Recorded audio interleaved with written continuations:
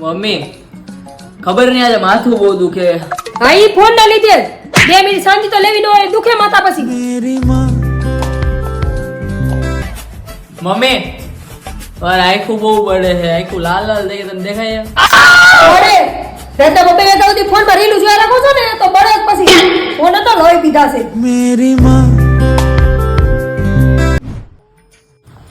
Mummy મને નીંદર નથી આવતી. નો જ આવે ને ફોન માં ચાર્જિંગ હોય ને ત્યાં તો નીંદર નહીં આવે. ફોન માં જેવું ચાર્જિંગ પૂરું થાય ને એટલે તરત ઓટોમેટિક નીંદર આવી જાય.